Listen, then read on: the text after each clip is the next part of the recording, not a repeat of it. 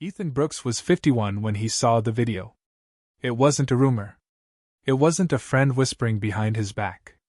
It wasn't a suspicious text on his wife's phone. It was a notification from his own doorbell camera. Motion detected, 10:47 p.m.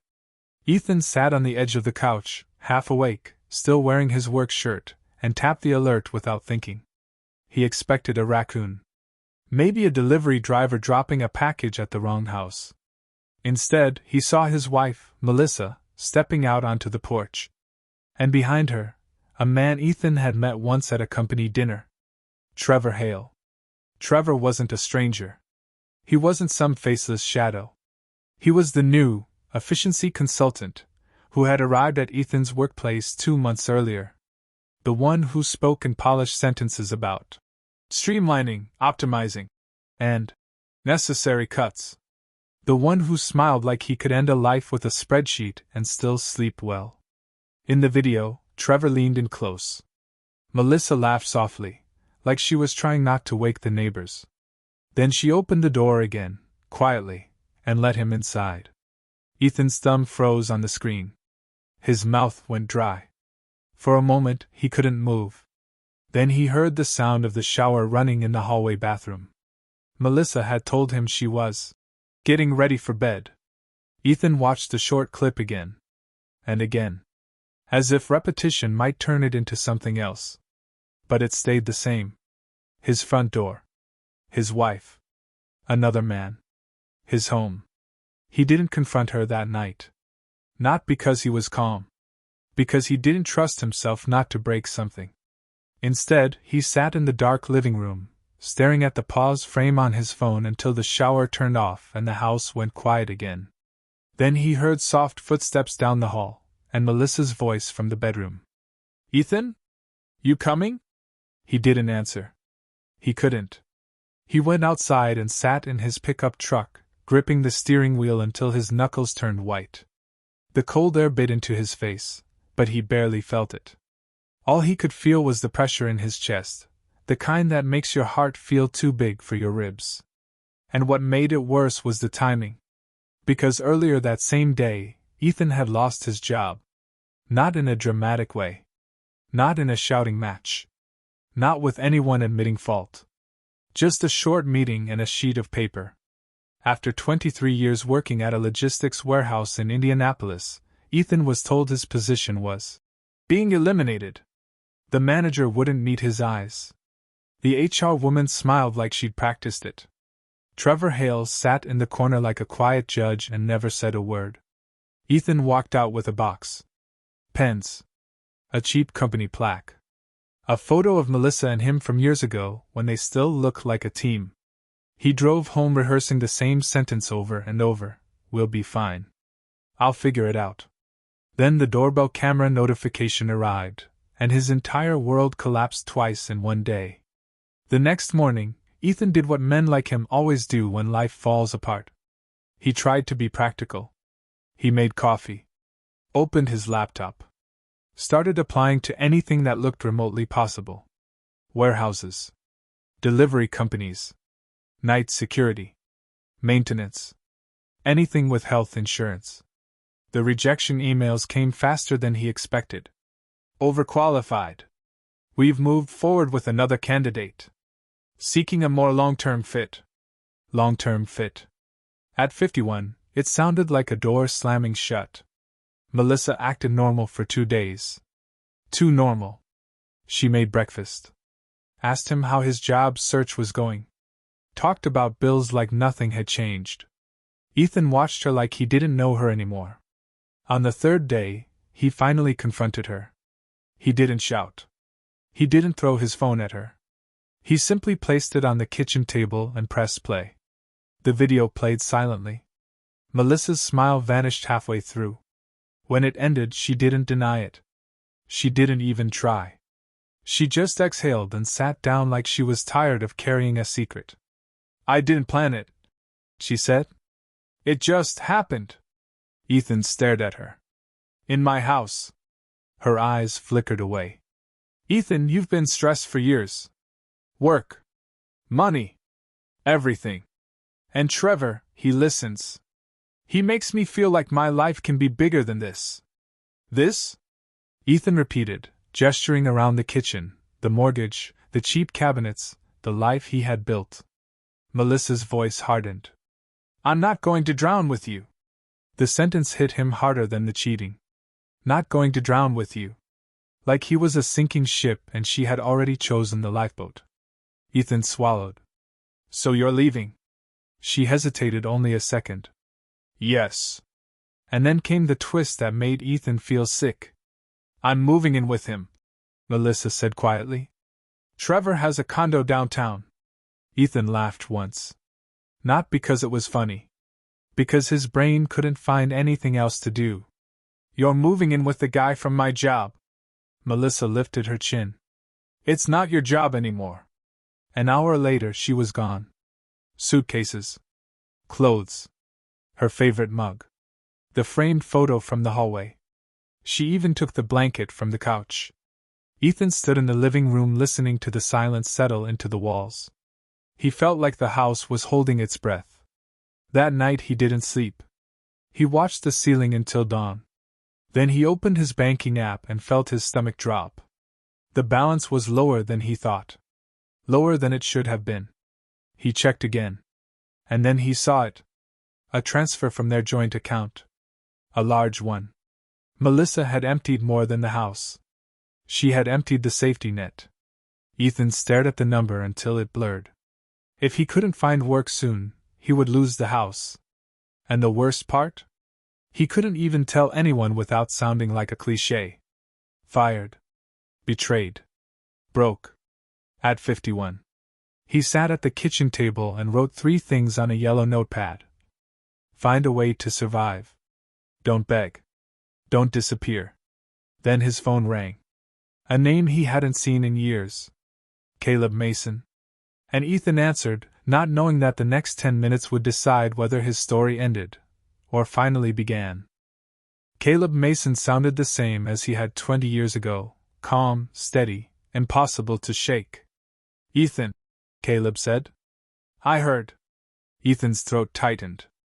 Heard what? Everything, Caleb replied. Your job. Melissa.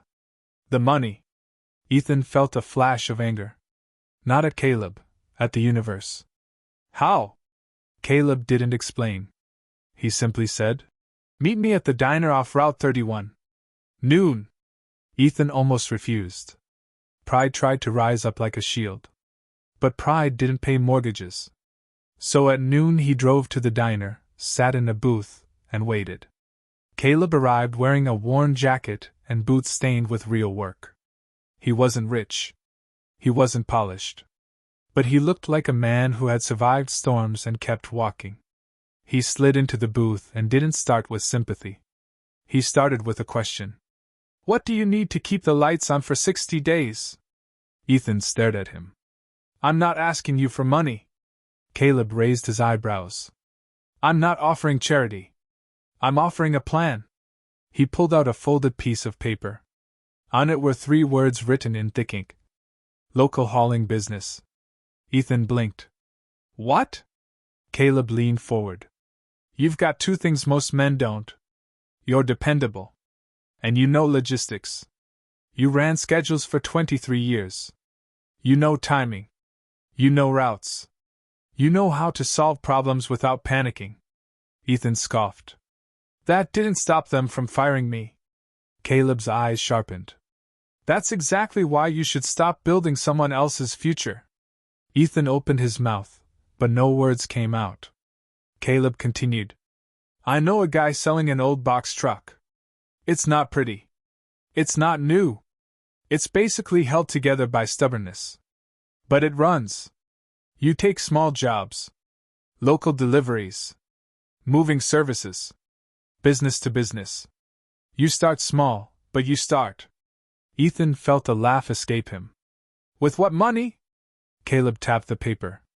With mine. As a loan. You pay me back. Every month. No excuses. Ethan's pride flared. Why would you do that? Caleb didn't hesitate. Because 5 years ago, when my life fell apart, You were the only person who answered my call. Ethan froze. He remembered Caleb's divorce.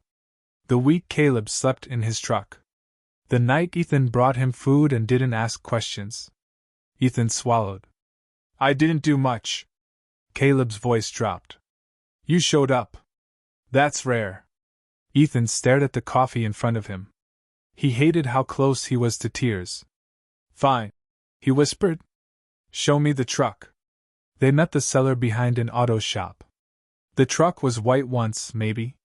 Now it was faded, with rust along the edges like scars. The engine started with a cough and a rattle that sounded like a warning. Ethan gripped the steering wheel. This thing is going to break. Caleb shrugged. Then you fix it. You always fix things. Ethan bought it. The first job came from a small office supply company that needed heavy boxes moved across town. Ethan arrived early, wore his cleanest shirt, and loaded the truck like each box was a test. He finished the job and got paid cash. It wasn't much. But when he held the bills in his hand, something shifted. For the first time since the layoff, he felt control. Then the truck tried to kill his confidence. On a freezing morning, it refused to start. Ethan turned the key until the battery whined in protest. He opened the hood, stared at the mess of wires, and felt panic creep in. But then his brain did what it always did when something broke. It focused. He borrowed a charger, replaced the battery, and got it running by noon. He arrived late to the pickup, expecting the client to cancel and spread the word that he was unreliable. Instead, the client said, "You still came. Most guys wouldn't." Ethan drove home smiling despite the grease on his hands. Then a tire blew during a storm. The truck lurched toward the shoulder. Ethan wrestled it under control, pulled over, and changed the tire with rain soaking his jacket. He missed his delivery window. The client was furious. Ethan refunded the fee. He drove home and sat behind the wheel, forehead pressed to the steering wheel, fighting the urge to quit. That night Caleb called. How bad? Caleb asked. Bad enough, Ethan admitted. Caleb was quiet for a moment. The first year of anything real is messy. Keep going. So Ethan kept going. He printed simple business cards. He walked into bakeries, hardware stores, furniture shops. He offered same-day hauling. He took the jobs nobody wanted. He learned which clients paid late and which ones treated drivers like machines. 1 month later, a medical supply coordinator called him. Their usual carrier had dropped a route. They needed reliable deliveries, 3 times a week. Ethan's heart pounded like he was back in that HR meeting. Yes, he said. I can do it. The route expanded. 3 stops became 5. Then a second company called. Then a third. His calendar filled up.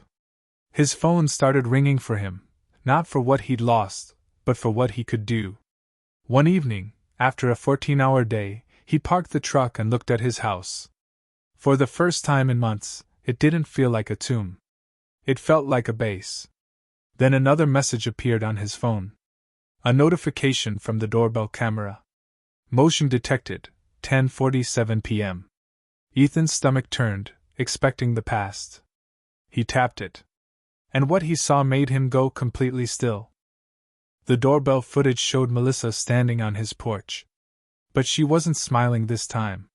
Her hair was messy. Her eyes were red. She looked smaller, like the confidence she had worn like perfume had finally evaporated.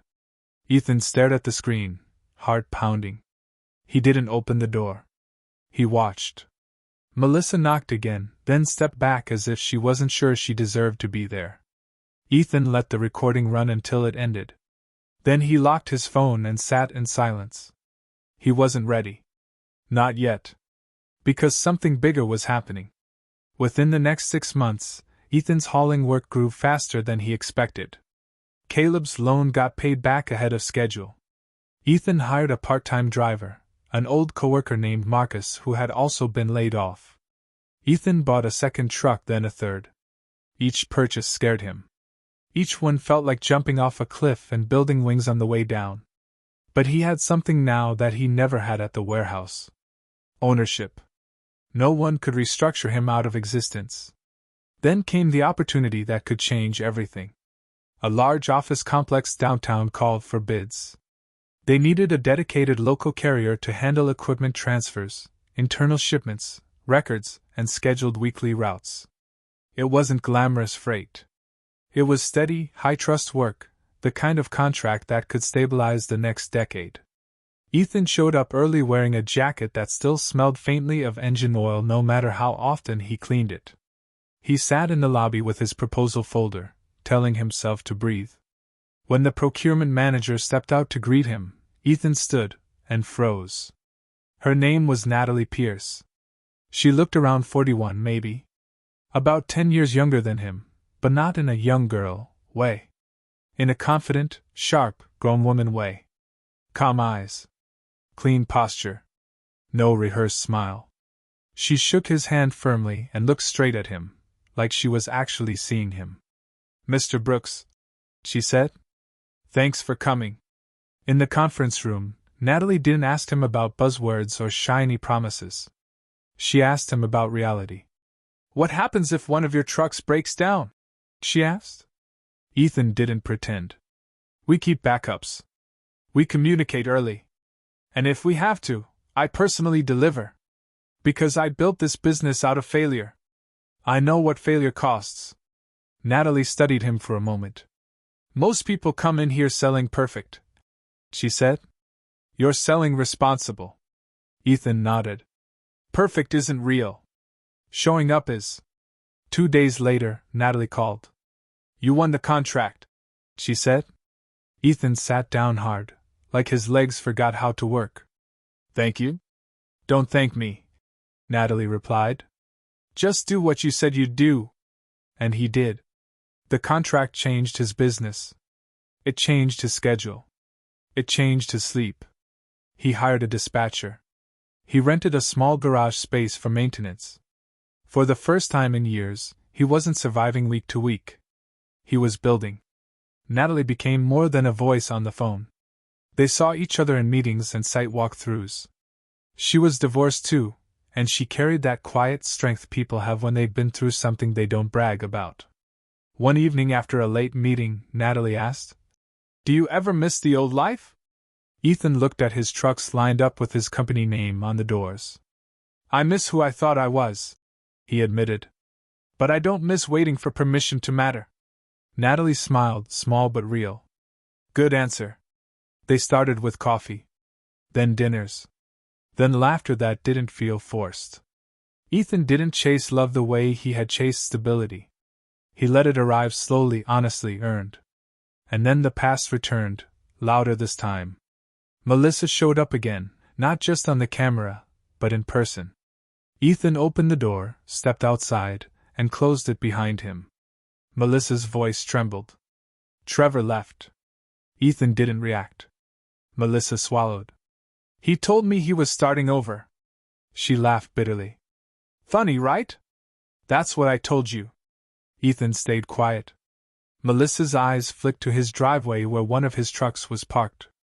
The logo on the door caught the sunlight. "I heard you're doing well," she whispered. Ethan nodded once. "Yeah." Melissa took a step closer. "I made a mistake." The words hung in the air like an apology and a test. "I want to come home," she said. Ethan looked at her for a long moment. Not with anger. Not with triumph. With clarity. "The man you left," he said softly, "doesn't live here anymore." Melissa's face crumpled. "So that's it." Ethan's voice stayed steady. "I don't hate you. But I learned something after you walked out." "What?" she whispered. Ethan glanced toward the house, where warm light spilled through the window. Where a life existed that wasn't built on fear. He looked back at Melissa. "When someone leaves you at your lowest," he said quietly, "they don't get to claim you at your highest." Melissa stood still, like the sentence had taken something from her. Ethan opened the door. "Take care of yourself," he said. He went inside and locked it, not out of spite, but out of peace. Later that night, Natalie sat beside him on the couch, their hands intertwined. Ethan told her everything in a few calm sentences. Natalie didn't celebrate Melissa's pain. She didn't ask for details. She just said, "I'm glad you didn't quit." Ethan nodded, feeling the weight of the years settle into something solid.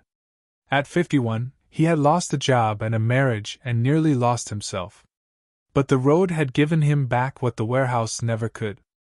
A future that belonged to him. And the best part was simple. He didn't need anyone who once doubted him to believe it now.